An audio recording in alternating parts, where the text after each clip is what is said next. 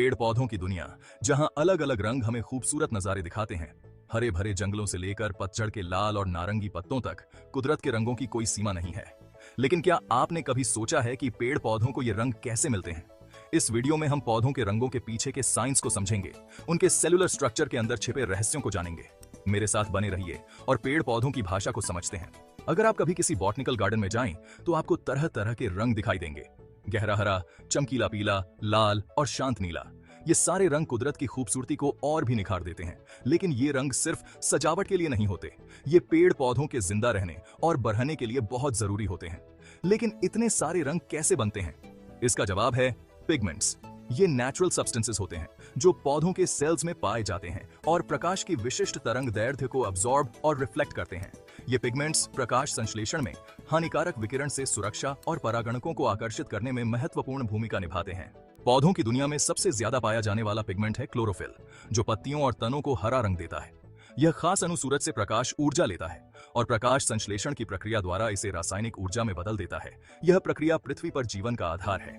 Chlorophyll प्रकाश को सबसे ज्यादा नीले और लाल रंग में अब्सॉर्ब करता है और हरे प्रकाश को वापस हमारी आंखों तक पहुंचता है। यही कारण है कि हमें ज्यादातर पौधे हरे दिखाई देते हैं। हालांकि हरे रंग की तीव्रता पौधे के ऊतकों में क्लोरोफिल की मात्रा पर निर्भर करती है। हालांकि हरे रंग में क्लोरोफिल का बोलबाला है, लेकिन दूसरे पिगमेंट्स भी हमें तरह तरह के रंग दिखाने में मदद करते हैं। कैरोटेनॉइड्स पीले, नारंगी और लाल रंग के लिए जिम्मेदार होते हैं। ये प्रकाश संश्लेषण में महत्वपूर्ण भूमिका निभाते हैं और पौधों को ज्यादा धूप से बचाते हैं। वहीं दूसरी तरफ एंथोसायनिन फूलों और फलों को लाल, बैंगनी और नीले रंग के अलग अलग शेड्स देते हैं।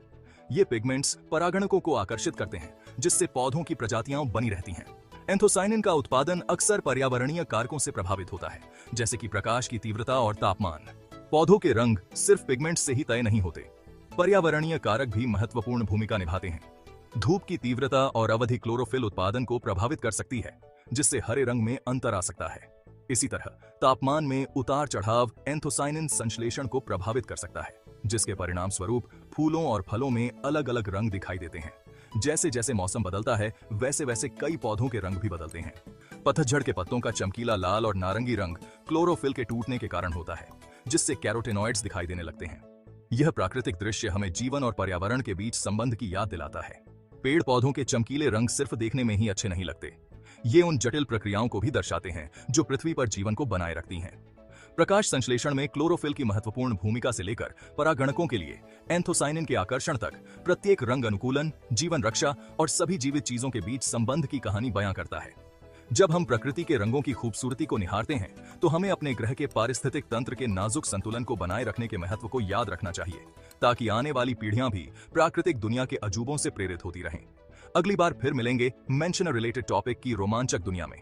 तब तक के लिए अपने आसपास की खूबसूरती को एक्सप्लोर करते रहें। आशा करते हैं कि आपको यह जानकारी पसंद आई होगी। अगर हाँ, तो हमारे चैनल स्टोरी जीनी को लाइक करें, सब्सक्राइब करें और बेल आइकॉन दबाएं, ताकि आप हमारी आने वाली नई और दिलचस्प कहानियों से जुड़े रहें। धन्यवाद।